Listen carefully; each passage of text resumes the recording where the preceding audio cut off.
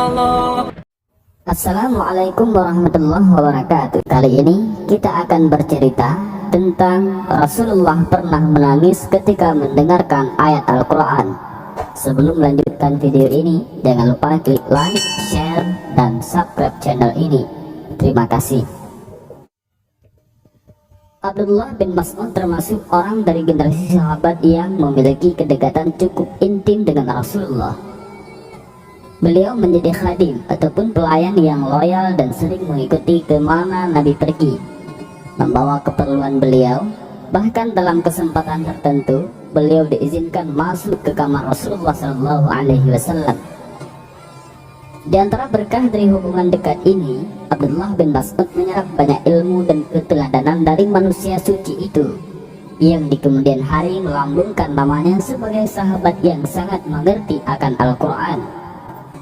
Contoh dari kedekatan hubungan tersebut adalah kisah Rasulullah SAW yang pernah meminta Abdullah bin Mas'ud membacakan untuknya ayat-ayat Al-Quran.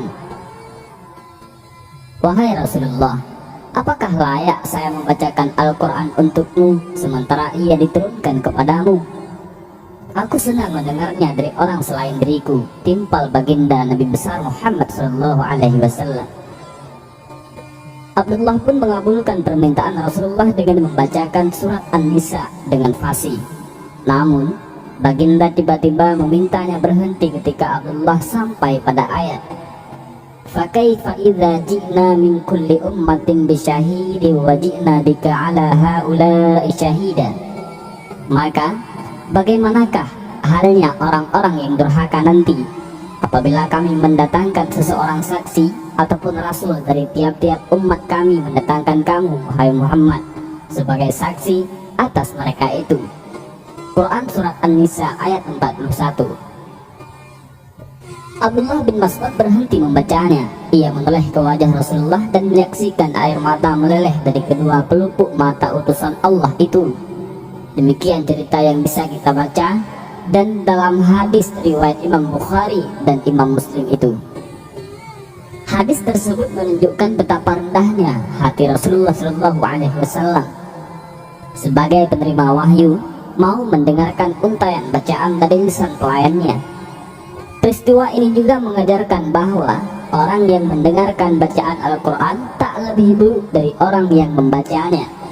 Bahkan karena fokus menghayati isi bacaan, si pendengar bisa lebih meresapi dan menangkap pesan inti Al-Quran. Ayat 41 dari surat An-Nisa itu menjelaskan tentang posisi Rasulullah SAW yang kelak di akhirat menjadi saksi bagi umatnya yang durhaka. Tangisan Rasulullah menjadi penanda akan lembutnya hati beliau yang tak sampai hati umatnya bakal menerima penderitaan meski akibat ulah mereka sendiri.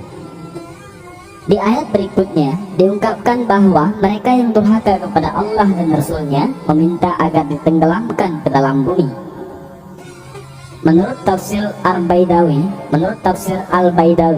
mereka ingin diratakan dengan tanah selayaknya orang mati, atau diciptakan saja seperti tanah yang tak memiliki tanggung jawab perbuatan.